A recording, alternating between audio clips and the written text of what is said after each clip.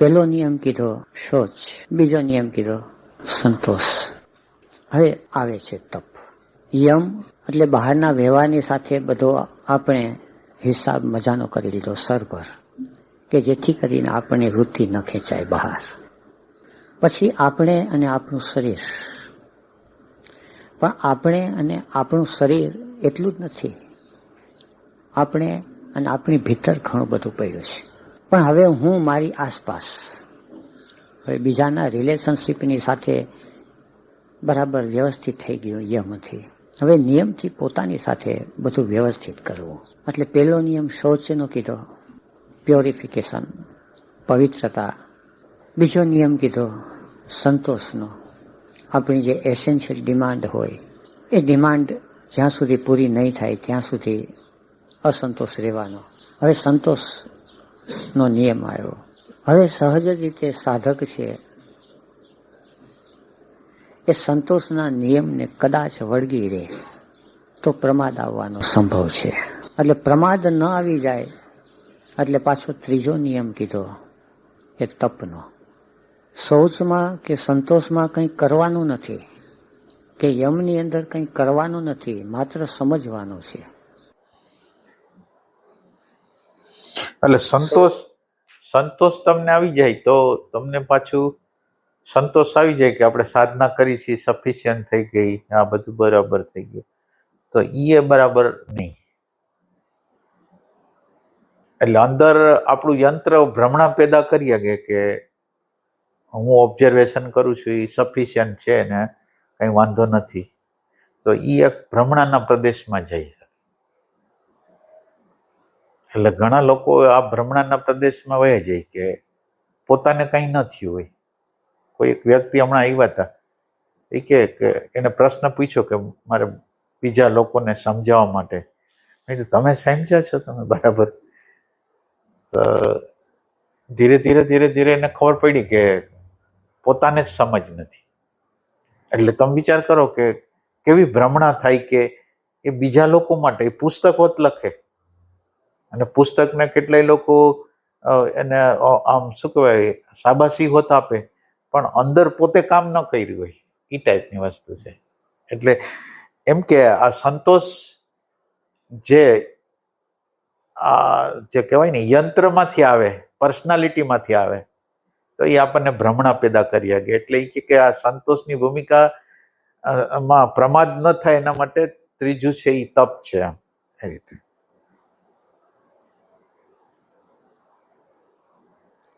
કે સંતોષમાં કંઈ કરવાનું નથી, કે યમની અંદર કંઈ કરવાનું નથી, માત્ર સમજવાનું છે. પણ હવે જે છે તપ, સ્વાધ્યાય અને ઈશ્વર પ્રણિધાન, આ ક્રિયાયુગ છે, આ કરવાનું છે.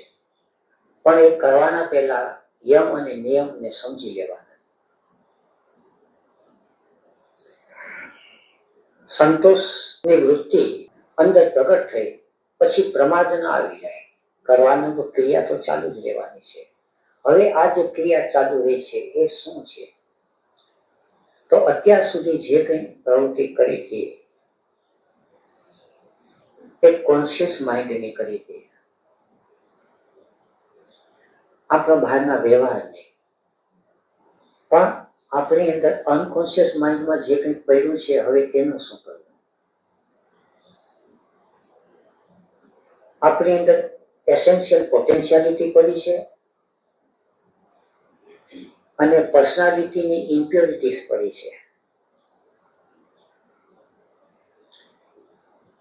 એસેન્શિયલ પોટેન્શિયાલિટી એટલે અસ્તિત્વ તરફથી આપણા ભીતરમાં કંઈક ને કંઈક કુદરતે દરેકને કંઈક વિશેષ શક્તિ પ્રદાન કરીને મોકલ્યા છે.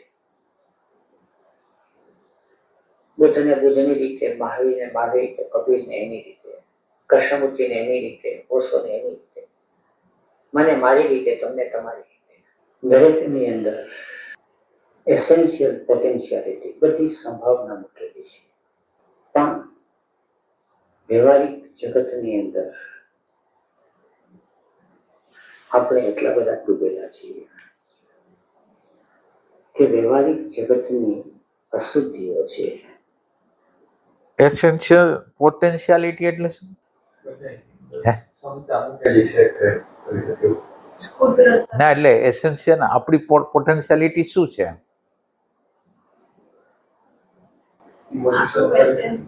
હે? હા, એટલે શાંતિ પ્રગટ થઈ શકે, પ્રેમ પ્રગટ થઈ શકે, આનંદ પ્રગટ થઈ શકે, પ્રજ્ઞા પ્રગટ થઈ શકે, એવી શક્યતા એને મૂકેલી છે. ઈ છે આ પોટેન્શિયાલિટી છે, ઈ આ છે.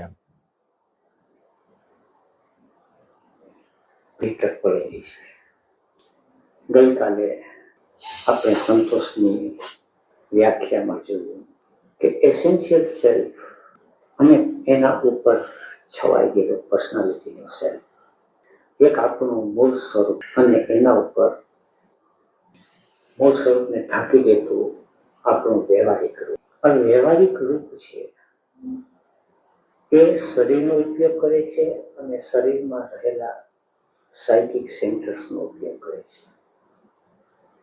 યોગ સૂત્રની અંદર કાયા અને ઇન્દ્રિય, 5 કર્મેન્દ્રિય અને 5 જ્ઞાનેન્દ્રિય ગુડ છે. એને મૂવિંગ સેન્ટર અને ઇન્સ્ટિંક્ટ સેન્ટર. અને કાયાની અંદર સેક્સ સેન્ટર, ઇમોશન સેન્ટર અને થિંકિંગ સેન્ટર. આ કાયા અને ઇન્દ્રિય, આ બધાની અંદર અશુદ્ધિઓ સતત પેદા કરે છે અને આપણને એનો ખ્યાલ નથી. સમજીએ કે જે કંઈ ખાવાનું મળ્યું એ આપણે ખાઈ લીધું, શિકાર ભાવથી ખાઈ લીધું, એટલે એની આપણને તૃપ્તિ થઈ. ખાધા પછી પેલો હોય એ પણ જાણે ત્યાં પેલો છે એનો સંતોષ માની લેવો. કુદરતના નિયમો થોડા ગહેરા છે, કારણ કે સંતોષ તો ત્યારે મળે છે કે બેઠાડા પાણા સાફ કરીએ, નવી રસોઈ બનાવીએ અને ખાઈએ. દરેક પ્રક્રિયા થાય છે હિયર એન્ડ નાઉમાં. જે ખાધું છે એનો વેઠવાડ થાય, એને સાફ કરવાનો છે. પણ જ્યાં ખાધું છે એ પડ્યું હોય અને બીજે ઠેકાણે સાફ કરવા જાય, તો એવી જ રીતે આ વ્યવહારના જગતની અંદર આપણી અંદર અશુદ્ધિ ક્યાં પડે છે એને સાફ કરવાની છે. થાય છે એવું સામાન્ય રીતે કે ઘરમાં પતિ પત્નીને ઝઘડો થયો એટલે ઘણી બધી અશુદ્ધિઓ ઇમોશન સેન્ટરમાં પડે. ભાવ પ્રદેશની અંદર ઘણી બધી ગાંઠો પડી જાય. હવે એને સાફ કરવું એ એક વાત થઈ. પણ થાય એવું કે એ ગાંઠો ત્યાં ત્યાં પડી રહે અને કુંડલીની અને નાગબ્રહ્મ ધ્યાન કરી આવે તો બીજે ઠેકાણે સાફ કર્યું, પણ જ્યાં કચરો છે ત્યાં ત્યાં પડ્યો. મંદિરમાં જઈને કંઈક કરી આવે તો જ્યાં કચરો પડ્યો છે એ સાફ કરો, એનું નામ તપ. સીધી રીતે રાખીએ, પણ ફરીથી કચરો ક્યાં પડ્યો છે એનો બોધ હોવો જોઈએ, એનું નામ અવેરનેસ. તો હવે આટલી સાદી વ્યાખ્યા સમજી અને આની ગહેરાઈમાં ઉતરીએ. આપણો જીવ તપનો અર્થ શું કીધો? ઇમોશન સેન્ટરમાં કંઈ તકલીફ છે અને એ કચરાને આપણે જોતા નથી અને બીજા ધ્યાન કરવા જાય કે બીજા કોઈ આશ્રમમાં જઈને મંદિરમાં જઈને કંઈ કરીએ, બરાબર. એના કરતાં આ ખ્યાલ હોવો જોઈએ અને એની ઉપર કામ કરવાનું, એ અવેરનેસમાં આવી જવું જોઈએ કે આ જગ્યાએ કચરો ન હોય બને છે. એટલે કચરો જે જગ્યાએ છે એ જગ્યાએ સાફ કરવું એ તપ છે. કચરો જે જગ્યાએ છે એ જગ્યાએ સાફ કરવાનો તપ કે છે. ઇમોશન, આપણું ઇમોશન સેન્ટર હોય, ઇન્ટેલેક્ચ્યુઅલ હોય, મૂવિંગ હોય.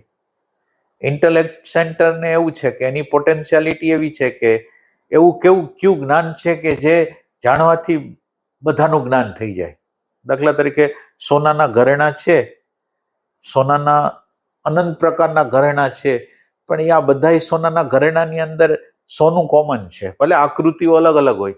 એમ આખા નામરૂપ વાળા જગતની અંદર એવું શું વસ્તુ છે કે જેને જાણ્યા પછી આ બધું એકત્વ લાગે છે. એટલે બુદ્ધિને એવી શોધ છે, હૃદયને ભાવની સંતુષ્ટિ થાય એવું કંઈક જોઈ છે. એટલે ભાવની અંદર શુદ્ધ ભાવ જોઈ છે, કામના વગરનો ભાવ જોઈ છે. એની પોટેન્શિયાલિટી એવી છે, કામના વગરનો તમે ભાવ પ્રગટ કરી શકો એ પોટેન્શિયલ વસ્તુ છે. પછી આ એક આપણું મૂવિંગ સેન્ટર હોય તો મૂવિંગ સેન્ટરની અંદર બે પ્રકારનું, એક સક્રિયતા, એક નિષ્ક્રિયતા. તો આપણા નિષ્ક્રિયતા છે એ આપણા આત્માની અંદર સંપૂર્ણ રીતે નિષ્ક્રિયતા છે. એટલે બહારના પર્સનાલિટીના જગતમાં કોઈને કોઈ પ્રકારના સક્રિયતા રહેશે, પણ અંદરનું એક તત્વ એવું છે કે જે પૂરી રીતે અચલ છે, અને એ અચલતાને અડીને આ જે બહાર પેરીફરીની અંદર જે સક્રિયતાઓ છે, એટલે અંદર એક જગ્યાએ તમે અડેલા છો કે અહીં આ જગ્યાએ તો હાવ અક્રિય વસ્તુ છે, આ કોઈ ક્રિયા જ નથી કરતી, એને ટચ કરીને પછી આ જે મૂવિંગ સેન્ટરના ફંક્શન કરતા હોય તો એમાં એમ લાગે કે એક જગ્યાએ કોઈ પ્રકારની હિલચાલ નથી, એક જગ્યાએ. એટલે બધું પોટેન્શિયલ જે અંદર પડેલું છે આવી રીતે છે. અથવા આપણે જ્યાં સુધી સાક્ષી પ્રગટ નથી થયો ત્યાં સુધી જીવન આપણે એક જ છીએ. જેવો સાક્ષી અંદર પ્રગટ થાય પછી શરીર સાધન બને, ઇન્દ્રિયો સૂક્ષ્મ સાધન. હવે જીવ છે એ વ્યવહારિક જગતમાં 5 સેન્ટર્સનો ઉપયોગ કરે છે: ઇન્સ્ટિંક્ટ, મૂવિંગ, સેક્સ, ઇમોશન અને થિંકિંગ. આ 5 સેન્ટરનો ઉપયોગ કરે છે, અને 5 સેન્ટરના ઉપયોગને માટે જે ઉર્જા એને જોઈએ છે, જે શક્તિ જોઈએ છે, કોઈ પણ સેન્ટરનો ઉપયોગ કરવા માટે શક્તિ જોઈએ. થિંકિંગ સેન્ટરનો ઉપયોગ કરવો હોય તો બુદ્ધિ શક્તિ જોઈએ, ઇમોશન સેન્ટરનો ઉપયોગ કરવો હોય તો ભાવ શક્તિ જોઈએ, મૂવિંગ સેન્ટરનો ઉપયોગ કરવો હોય તો ક્રિયા શક્તિ જોઈએ, શક્તિ જોઈએ. તો આ શક્તિ આવે છે ક્યાંથી?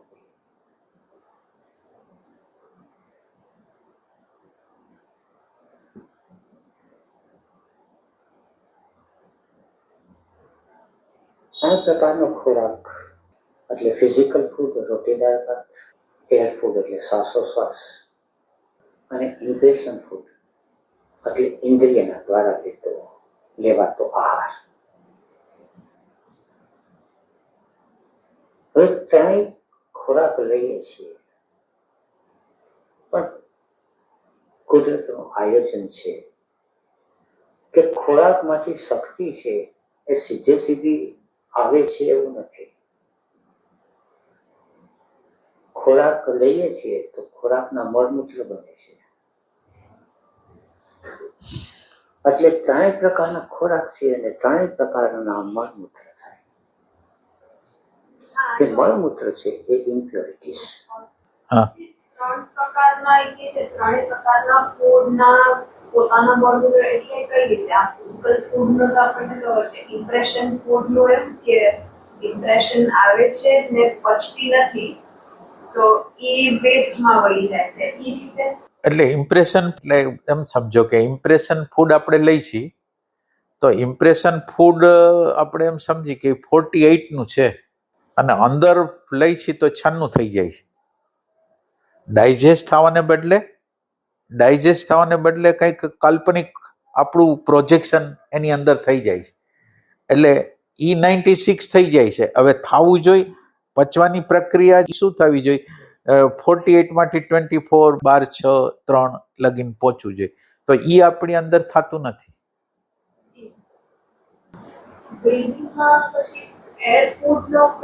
એટલે એર ફૂડ છે એ ઇમ્પ્રેશન ફૂડ ને ધક્કો મારવા દ્વારા એર ફૂડ છે ને એ આગળ જવાનું છે. એર ફૂડ જે જવાનું છે એર ફૂડ ને આપણે પ્રેમ કહીએ.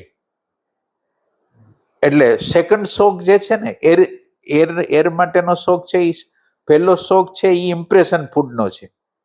48 ઉપર 12 ને ઊભા રાખી છે, 12 ને ઊભા રાખે અને 24 બનાવી દે છે. આ 24 બનાવવાની પ્રક્રિયા કરે છે.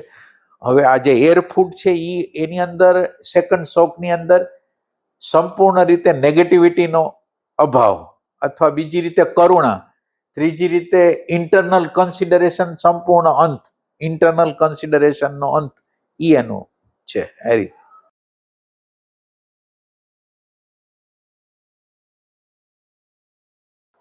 ઇમ્પ્રેશન ફૂડ જે પચતું નથી અને 48 ને 96 થાય છે, તો એર ફૂડ નો કઈ રીતે આપણે?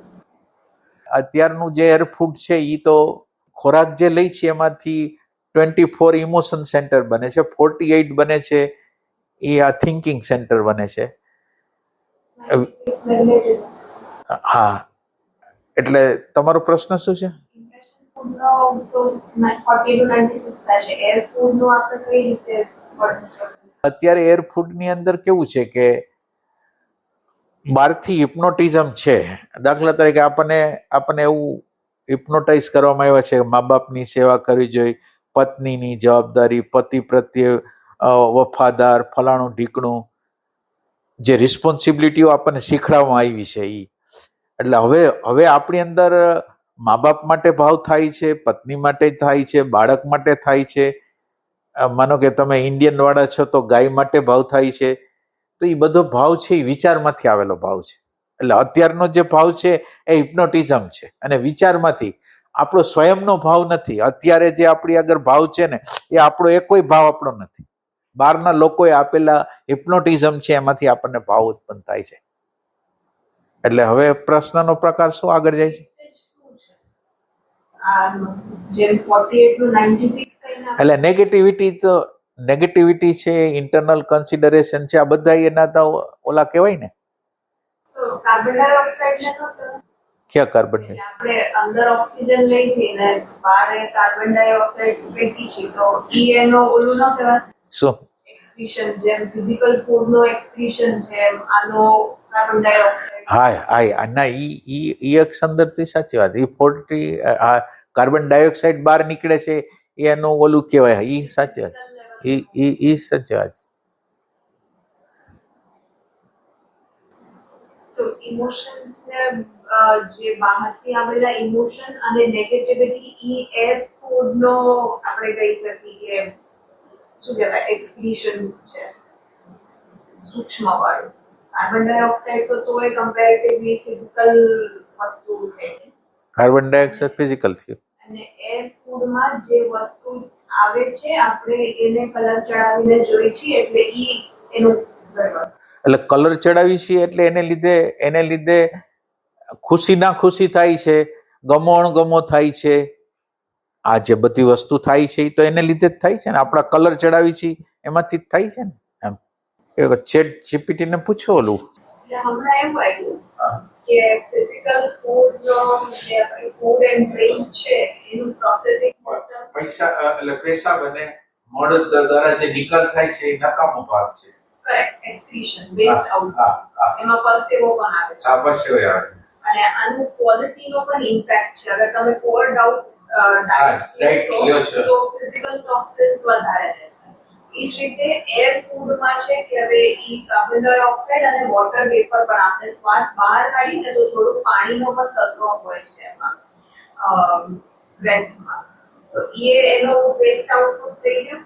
અને આનો અગર લો ક્વોલિટી એટલે શેલો બ્રીથિંગ ટૂંકો બ્રેથ લઈએ અથવા ઇમ્પ્યોર બ્રીથિંગ થશે તો એનાથી લો એનર્જી હશે. ઇમ્પ્યોર બ્રીથિંગ એટલે બરાબર શ્વાસ એટલે ઇમ્પ્યોર એટલે બે પ્રકારના ઇમ્પ્યોરિટી ની અંદર તમારી અંદર નેગેટિવિટી આવતી હોય તો તમારો શ્વાસ છે એ ઉપર છલો થઈ જાય. એ ટાઈપની ઇમ્પ્યોરિટી હોય. હવે કુદરતે માણસની રચના એવી કરી છે કે અમુક વસ્તુ એને તૈયાર આપી છે, અમુક વસ્તુ એ મહેનત કરે તો પ્રાપ્ત થાય. એટલે આપણને એક કોશીમાંથી 5 કોશી લગીન બનાવવાની પ્રક્રિયા કુદરતે કરેલી છે. હવે ઈ કુદરતે કર્યા પછીની હવે આપણી જવાબદારી છે ઇવોલ્યુશનની પ્રક્રિયા કરી. જમી લીધું, જમવાનું કામ આપણે કર્યું, પચાવવાનું કામ કુદરત કરે છે. એટલે અમુક કામ કુદરત કરે છે, અમુક કામ આપણે કરવાના હોય છે. ઈ સેન્સથી કંઈક વાત કરે છે. તૈયાર આપ્યો છે. બુદ્ધિ છે એ તૈયાર નથી આપી. બુદ્ધિની સામગ્રી આપી છે, બુદ્ધિને કેમ વધારવી. બોધ છે એ તૈયાર નથી આપ્યો, બોધને વધારવું પડે.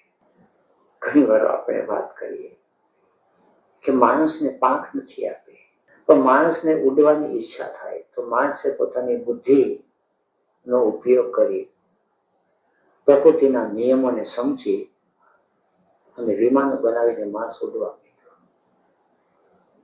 પશુ પક્ષી છે આ કંઈ ન કરી શકે. એને જે રીતે બિલ્ટ-ઇન પ્રોગ્રામ છે એમાં જ એને રહેવાનું.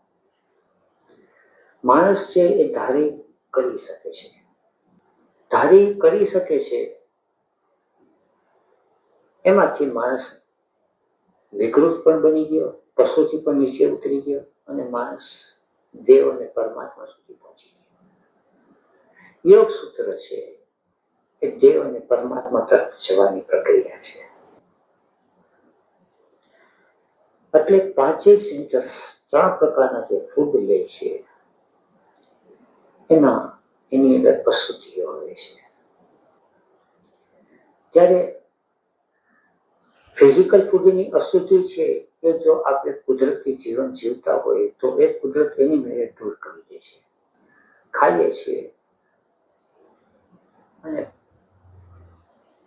મળમૂત્રની પ્રક્રિયા છે એ જો સાવ પ્રકૃતિની રીતે જીવીએ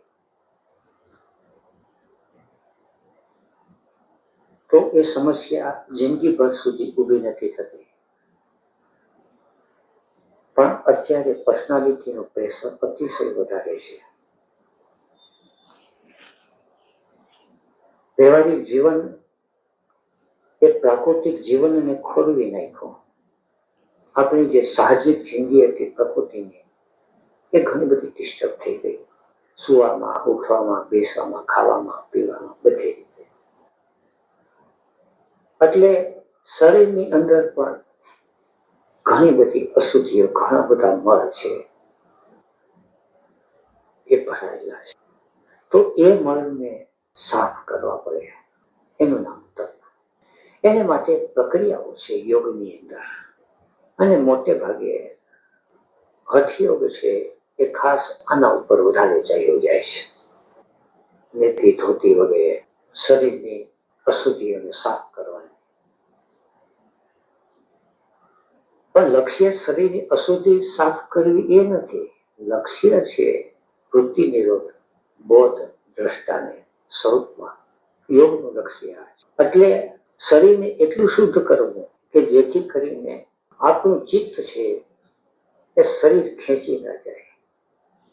જેમ કે આપણે બેઠા હોય ને પેટ ભારી ભારી લાગે તો પેટમાં કોઈ મળ છે કાં કોઈ ખામી છે, પેટ આપણું ચિત્ત ખેંચી જાય છે.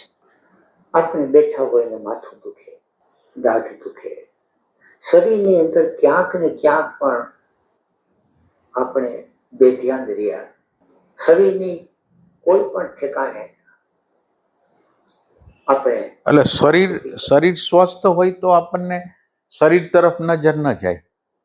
એટલે શરીરની સ્વસ્થતા છે એ એક તપ છે કે જેથી જ્યારે આપણે અસ્વસ્થ હોય ને ત્યારે શરીર તરફ આપણી નજર જાય. સ્વસ્થ હોય ત્યારે આપણી કોઈ દી શરીર ઉપર નજર ન જતી.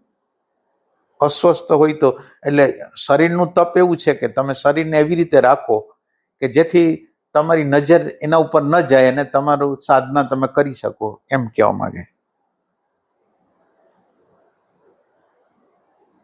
એટલે તપની ખામી આવી ગઈ. અને વ્યવહારિક એવું છે. અલબત્ત આપણે શરીરને અમુક સંસ્કારો તો આપી દીધા કે સવારના પોરમાં ઉઠીને દાંતણ પાણી કરી લેવું, નાહી ધોઈ લેવું, આ બધા અમુક સંસ્કારો છે. પણ આ સંસ્કારો શરીરને સજાવવા માટેના નહોતા. પછી વ્યવહારિક પર્સનાલિટીના જગતની અંદર શરીરને લક્ષ્ય આપ્યું અને શરીરને બનાવી ઠનાવી શણગારી. એને માટે આ સ્નાન,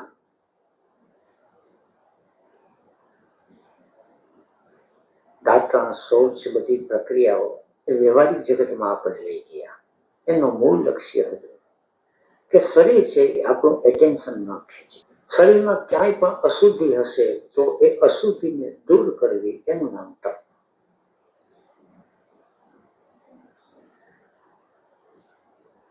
એટલે પેટની અંદર અમુક પ્રકારનો ખોરાક ખાય. હવે ખોરાક આપણે જે મળે છે એ ખાઈ લેવાનો હોય. સંતોષ નો નિયમ પણ ક્યારેક સ્વાદને ખાતર વધારે ખવાઈ જાય, ક્યારેક ઓછું ખવાઈ જાય, ક્યારેક ઉતાવળે ખવાઈ જાય. આપણી એટલી તો જાગૃતિ નથી, એટલે કંઈક ને કંઈક અશુદ્ધિ રહી જાય છે. એટલે શરીર જયારે વધુ પડતું ધ્યાન ખેંચે છે અને ખોરાકની અશુદ્ધિ વધારે થઈ જાય છે, તો પછી ઉપવાસ કરવા. એટલે એક દાણા ઉપવાસ એ બધા જે વ્રત છે એ તપના નાના નાના પ્રકારો છે, પણ એની પછાડી લક્ષ્ય આ છે કે જેથી કરીને આપણું ચિત્ત શરીર ખેંચે નહીં. એટલે આપણે અંદર જોઈ લેવું કે આપણે જયારે બેસીએ છીએ ત્યારે એટેન્શન સિડ્યુસ થાય છે શરીરનું. જો શરીરમાં એટેન્શન સિડ્યુસ ન થાય તો શરીરના સ્તર ઉપર આપણે બરાબર છે, બેલેન્સમાં છે. શરીરના તપ લગીને આપણે જઈએ છીએ. પ્રાણ શરીર હશે. એરફૂડ ને પ્રાણા રહી છે અને ભાવા રહી છે. એરફૂડ છે ને એને પ્રાણાય રહી છે અને ભાવાય રહી છે. એટલે તમે એમ સમજો કે તમે ગુસ્સો થાવ તો તમારો શ્વાસ ફાસ હાલવા માંડે. તમે શાંત હો, આનંદમાં હો, તમારો નાભી લગીને શ્વાસ જતો. એટલે પ્રાણ અને શ્વાસની સંબંધ છે અને પ્રાણ અને ભાવની સંબંધ છે. પ્રાણાયામ કરે તો મન શાંત પડી. હા, શાંત. ઇન્સ્ટિંક્ટ સેન્ટર એટલે ઇન્દ્રિયો છે, એના મારફતે આપણે ઇમ્પ્રેશન ફૂટ લઈએ છીએ. એટલે આની પહેલા શું આવ્યું હતું? આને તપમાં શું ક્યાં આવ્યું હતું? તપમાં શું લીધું હતું? આપણા બધા સેન્ટર્સ ત્રણેય પ્રકારના ફૂડ વાપરે છે. બોડીની ઇમ્પ્યોરિટીઝ ક્લિયર આઉટ કરવું ઈ તપ છે. એસેન્શિયલ પોટેન્શિયાલિટી અને પર્સનાલિટીના વિભાગ છે આપણી અંદર.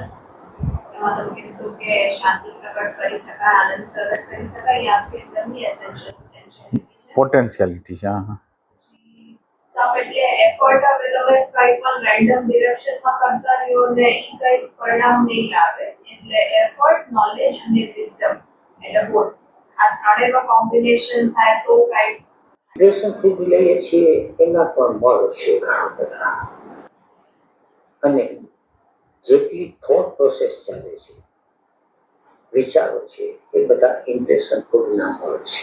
આ ઇમ્પ્રેશન ફૂડના મળ જે કીધા ને, વિચારો આવે છે, બબડાટ થાય છે, એ બધું એ વસ્તુ એને મળ કહે છે. તો આપણી અંદર અનડાયજેસ્ટેડ ઇમ્પ્રેશન્સ થોટ પ્રોસેસમાં થાય. એક વસ્તુ જોવી છે તો જોઈ લેવી, પણ ઘણા કારણસર જોવાતી નથી. ભય હોય, પ્રલોભન હોય, મોહ હોય. ખાવી છે તો ખાઈ લેવી, પણ ઘણા કારણોસર ખવાતી નથી. બજારમાં નીકળ્યા અને ક્યાં ગરમા ગરમ કંઈક વાનગી બનતી હોય, નાકમાં સુગંધ આવે અને ખાવાનું મન થાય. ખાવાનું મન થાય તો ખવાય તો નહીં. કાંક ખરાબ લાગે અને કાંક શક્તિ ન હોય પૈસા ખર્ચવાની શક્તિ હોય તો 5 માણસ જોઈ જાય તો ઠીક નહીં. કોઈને કોઈ કારણસર આપણે જે ઇમ્પ્રેશન લેવી હોય એ લઈ ન શકે. એટલે એ ઇમ્પ્રેશન છે એ સપ્રેસ થાય.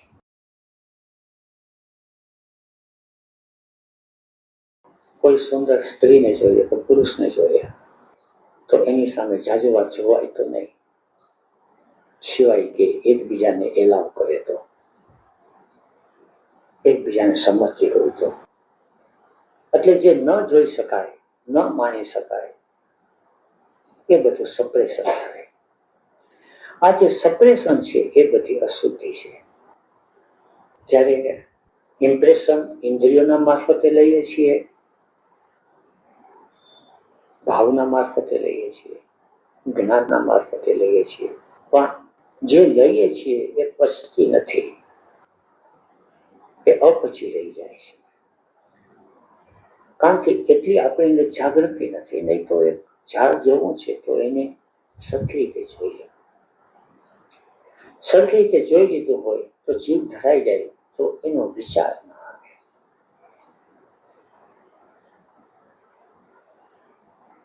આપણા ચિત્ત ઉપર, આપણી સ્મૃતિ ઉપર, આપણા મગજ ઉપર જે ઉજેડા પડ્યા રહે છે ને, એ ઉજેડા કાં તો દમનના પડે છે અને કાં તો અધૂરકના પડે છે.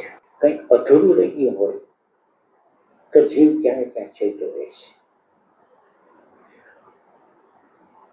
અને એ જ અધૂરું એક બીજા સ્વરૂપે દમનના રૂપમાં, બે એક જ ફિનોમિનાની બે બાજુ છે.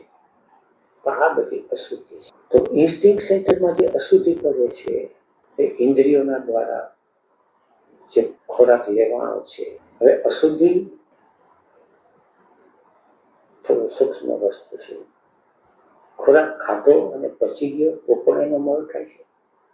ખોરાક ખાધો અને ન પચે તો પણ એનો મળ થાય છે, પણ એ બીજા પ્રકારનું. એવી રીતે ઇમ્પ્રેશન ફૂડ લે છે અને પચી જાય છે, એનો જે મળ થાય છે એ જુદા પ્રકારનો હોય છે. અને જે નથી પચતું એ જુદા પ્રકારનું હોય છે. એ રોગના સ્વરૂપમાં હોય છે જે નથી પચતું, અને જે પચી જાય છે એ સ્વાભાવિક પ્રક્રિયાના સ્વરૂપમાં. પણ તપની પદ્ધતિ બદલી જાય, તપની પદ્ધતિ બદલી જાય એટલે બીજી રીતે સમજીએ તો ધ્યાનની વિધિ બદલી જાય. અમુક ધ્યાનની વિધિ છે જે મળ એકઠો થયો હોય એને કાઢવાની છે, અને અમુક ધ્યાનની વિધિ છે કે જે સહજ સ્વાભાવિક પ્રક્રિયા છે, એને સહજ રીતે જેવી રીતે ખાધું અને સવારના આપણને શૌચ લાગે અને જે આવ્યા એક સહજ થઈ ગયું. એ રીતે ઇમ્પ્રેશન લીધું, બધું પછી ગયું, અને પછી આપણા દિલની અંદર ક્યાં સહજ લાગે ત્યાં અભિવ્યક્તિ થઈ જાય. એ અભિવ્યક્તિ તેના માધ્યમ દ્વારા થઈ જાય છે. જો જરાય અભિવ્યક્તિ ન થાય તો દિલ ઉપર અને મગજ ઉપર ભાર લાગે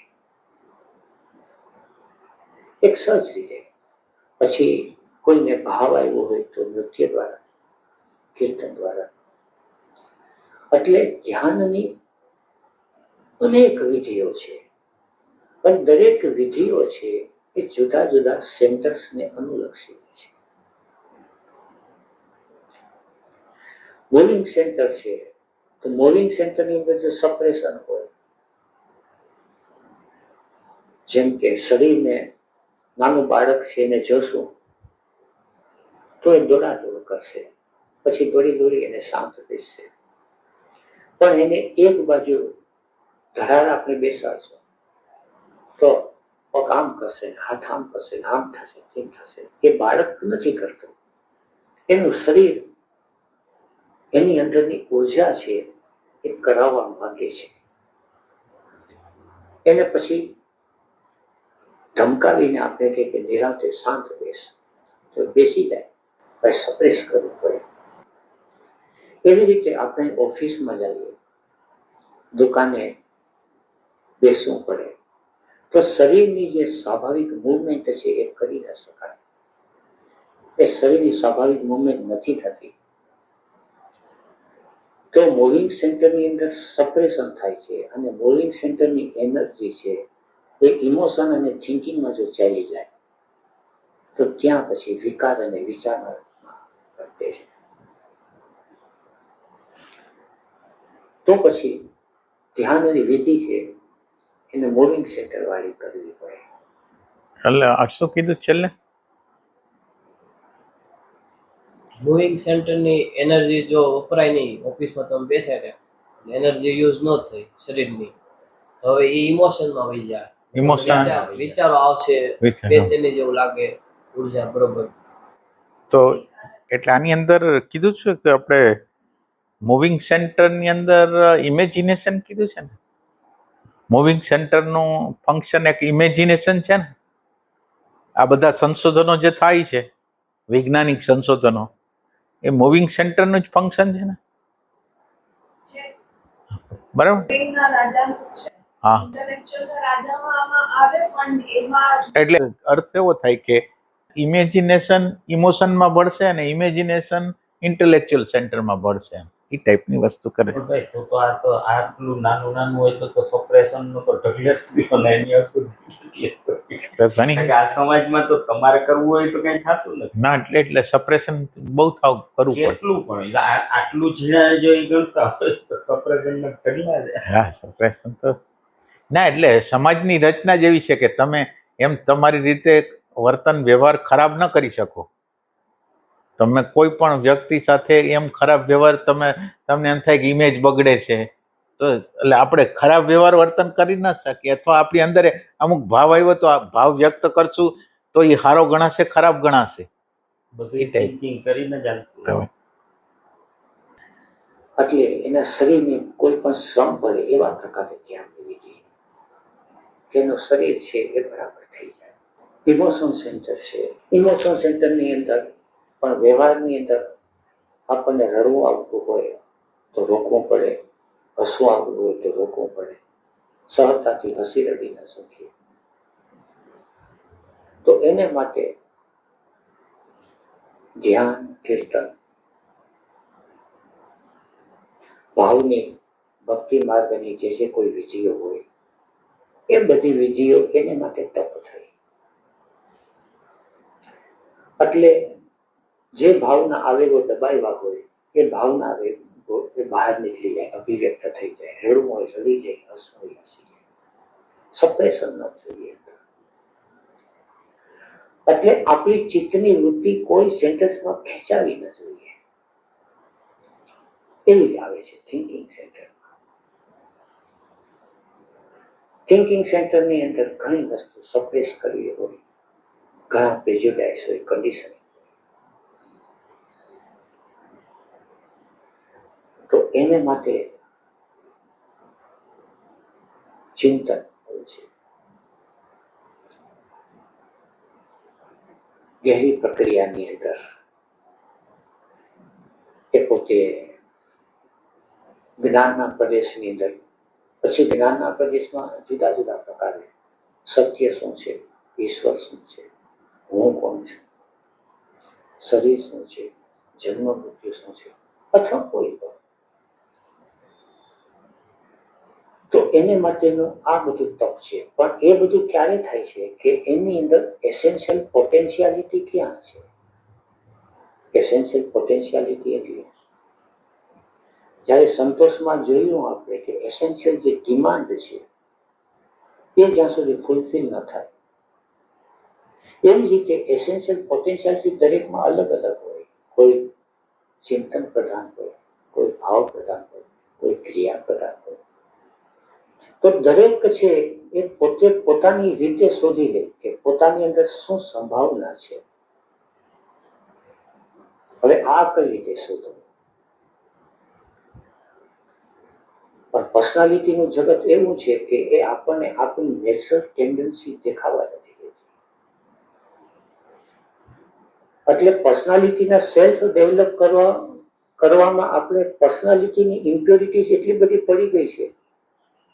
આપણે વ્યવહારિક જીવનની અશુદ્ધિઓ આપણા મનની અંદર જે જોશું તો મોટે ભાગે ગાંઠો છે.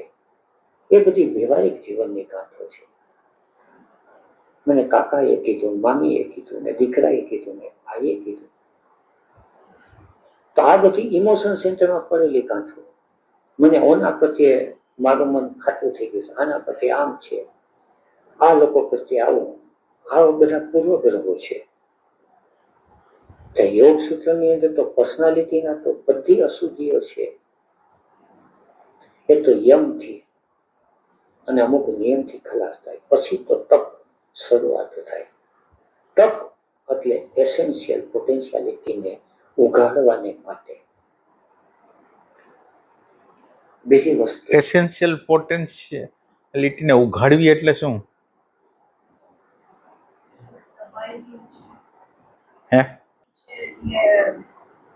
કરન્ટલી આપણા બધા વિચારો ને સોસાયટીની વસ્તુઓ આવી ગઈ હોય, બાળપણથી એસેન્સ તો છુપાઈ ગયો હોય, ખોદીને જ કાઢવું પડે. શું પ્રશ્ન છે? એસેન્શિયલ પોટેન્શિયાલિટી એટલે એસેન્શિયલ પોટેન્શિયાલિટી છે એટલે સેન્ટર ઓફ ગ્રેવિટી આપણે ગોતવું પડે કે આપણું ઇમોશન સેન્ટર છે, ઇન્ટેલેક્ચ્યુઅલ સેન્ટર છે, મૂવિંગ સેન્ટર છે, તો પછી કામ થાય. એસેન્સ સુધી નથી પહોંચી શકતા તો એ ટેન્ડન્સી તો પકડાય છે. હા,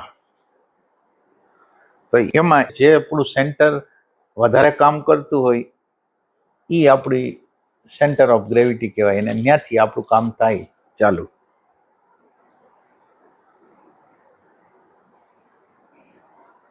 એવી રીતે સમજવાની કે વસ્તુ મેળવવાની નથી, વસ્તુ આપણી અંદર પડેલી છે એને ઉઘાડવાની છે. ક્યાંથી બહારથી આવતું નથી.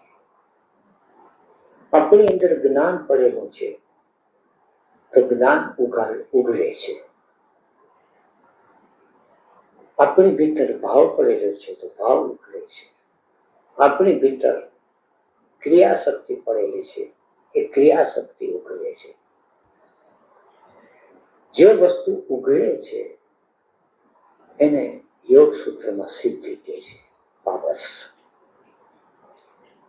આપણા કાયાની અંદર અને આપણી ઇન્દ્રિયની અંદર અનેક સંભાવનાઓ પડેલી છે.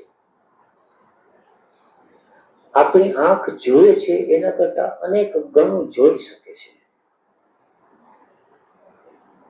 આપણા કાન સાંભળે છે એના કરતા અનેક ગણું સાંભળી શકે છે.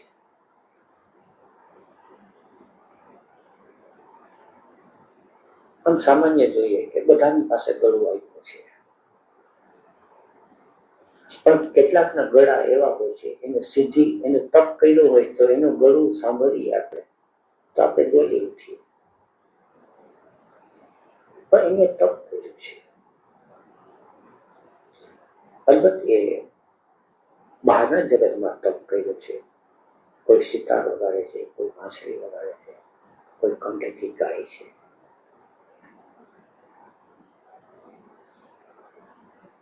બહારના જગતની અંદર જે તપ જે છે એ આપણે વાત કરી કે વ્યર્થ જાય છે. બહારના જગતમાં પર્સનાલિટીનો સેલ્ફ મજબૂત થાય, અહમ મજબૂત થાય, વાહવા થાય, ટ્રોફી ઇલકા ખિતાબ મળે. ત્યારે આ છે જે આંતરિક જગત. તો આપણી અંદર એસેન્શિયલ જે વસ્તુ પડી છે, જે ઇન્દ્રિય અને જે કાયાની અંદર સંભાવના પડી છે, તો કોઈની અંદર થિંકિંગ સેન્ટર ઉઘડે છે, કોઈની અંદર ઇમોશન સેન્ટર ઉઘડે છે. એટલે ઇમ્પ્યોરિટીઝ ને દૂર કરવી, જેમ કે એક વાસણ છે તો વાસણ સાફ છે એમને પડ્યું છે તો પણ છતાં એ કુદરતનું વાતાવરણ એનામાંથી પસાર થાય છે કે ઝાંખું થઈ જાય છે. અરીસો છે એમને પડ્યો છે તો એમને પડ્યો રહે છે તો એના ઉપર ધૂળ જામી જાય છે. આપણે કઈ નથી કરતા પણ કુદરતનો નિયમ એવો છે કે કાળના પ્રવાહમાંથી જે કંઈ પસાર થાય છે એના રેસિડ્યુ છોડતા જાય છે. એટલે ભાણું છે એ માંજવું પડે છે. માંજીએ છીએ આથી ચળકાટ આવે છે.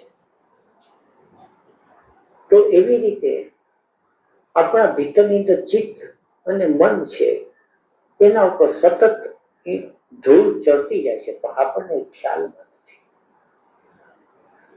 એટલે તપની આવશ્યકતા છે. એટલે તપ, સ્વાધ્યાય અને ઈશ્વર પ્રણિધાન એ ક્રિયાયોગ છે. છેદ સુધી કરવાના રહે છે. છેદ સુધી એટલે જ્યાં સુધી શરીર અને ચૈતન્ય સંપૂર્ણ અલગ છે, અથવા તો સાદી રીતે કહે કે આપણે જ્યાં સુધી યાત્રા કરી છે ત્યાં સુધી મોટર ગાડી કે સાયકલ છે એને સાફ રાખવાની છે. યાત્રા પૂરી થઈ ગઈ, સમજાઈ ગયું, પછી મોટર ગાડીને સાયકલને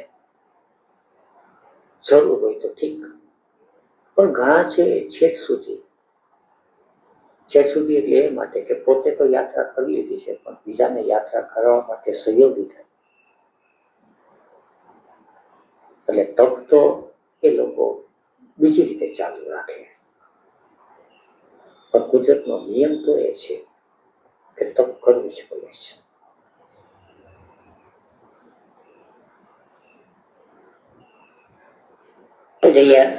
સિદ્ધિ એટલે તપ કરવું પડે છે, એના કરતા તપ થઈ જાય છે.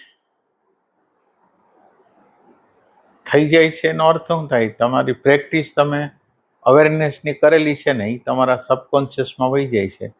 એ નેચરલ વસ્તુ થઈ જાય છે. એટલે કરવું પડે છે એમ નથી, થઈ જાય છે એ રીતે. ક્ષય તપ આ કાયાના મારફતે, કાયાની સિદ્ધિ એટલે ફિઝિકલ બોડી, ભૌતિક શરીર છે એ કુદરતે આપણને આપેલું છે. ફિઝિકલ ફૂડ થી ભૌતિક શરીર છે એ નિર્માણ થાય છે.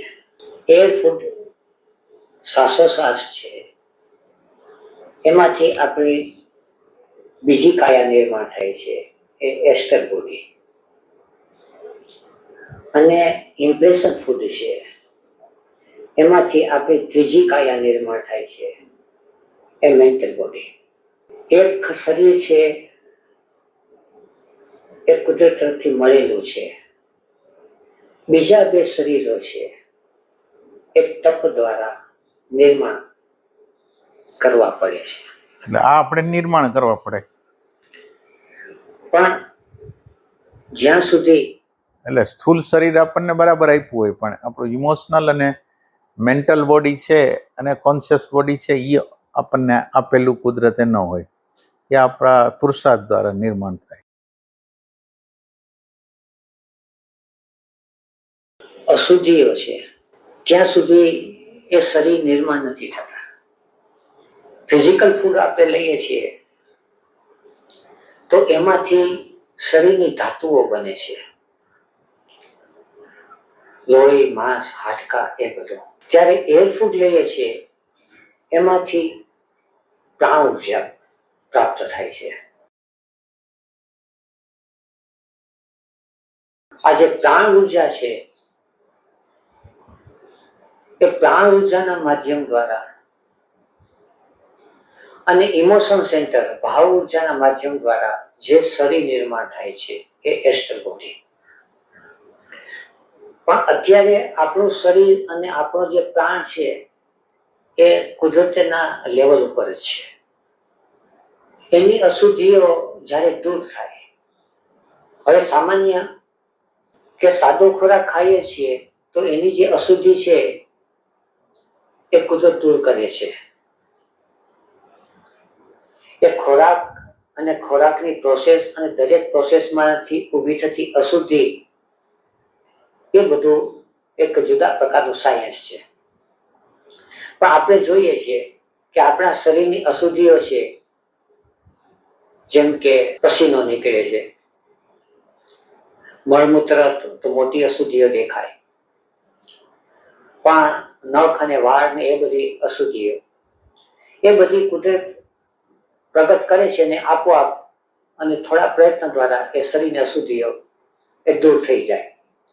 રોજ સ્નાન કરીએ, દાંતણ કરીએ, આ બધાથી બહારની અશુદ્ધિઓ દૂર થાય. પણ એવી રીતે જ્યારે શ્વાસોશ્વાસ લઈએ છીએ ત્યારે આપણો જે શ્વાસ છે, એર ફૂડ છે, એ એર ફૂડ છે એ આપણે શરીરના રિધમમાં નથી લેવાતો. શરીરના રિધમ છે એટલે એસેન્શિયલ સેલ્ફના રિધમની અંદર એર ફૂડ આવવો જોઈએ. એટલે જેમ કે નાનું બાળક એના મૂવિંગ સેન્ટરને દોડે છે તો એના શ્વાસોશ્વાસ છે એ ફાસ્ટ થઈ જાય. એક બાજુ બેસે છે એટલે શ્વાસોશ્વાસ છે નોર્મલ થાય. પણ આપણે પર્સનાલિટીનું પ્રેશર જ્યારે આવે છે ત્યારે આપણી બ્રીધિંગ સિસ્ટમ ઉપર એની રિધમ તૂટી જાય છે. અને પાછા એકબીજા સાથે બધા કનેક્શન છે. બ્રીધિંગ સિસ્ટમ ને થિંકિંગ સાથે કનેક્શન છે, ઇમ્પ્રેશન સાથે કનેક્શન છે, બોડી સાથે કનેક્શન છે. એટલે અનનેચરલ રોંગ બ્રીધિંગ જ્યારે આપણી અંદર થાય છે ત્યારે એ બધા આપણા શરીરની અંદર અશુદ્ધિના રૂપમાં હોય. એનો આપણને અહેસાસ ક્યારે થાય છે કે શરીરની અંદર આપણને સુસ્તી લાગે છે, ખાઈ લીધું છે. અનનેચરલ એટલે રાગ આવે, દ્વેષ આવે, ભય આવે, ઘૃણા આવે, ત્યારે શ્વાસની રિધમો બદલાઈ જાય. પણ શરીર છે એ સ્ફૂર્તિ વિનાનું સુસ્ત પડ્યું છે. તો એનું કારણ કે અંદર પ્રાણ ઉર્જાની અંદર કોઈ પણ પ્રકારની અશુદ્ધિઓ આવી ગઈ છે. હવે શરીર ફિઝિકલ બોડી જ્યારે કમ્પ્લીટ હોય છે ત્યારે એ શરીરની એક સેન્સિટિવિટી એક જુદા પ્રકારની હોય છે.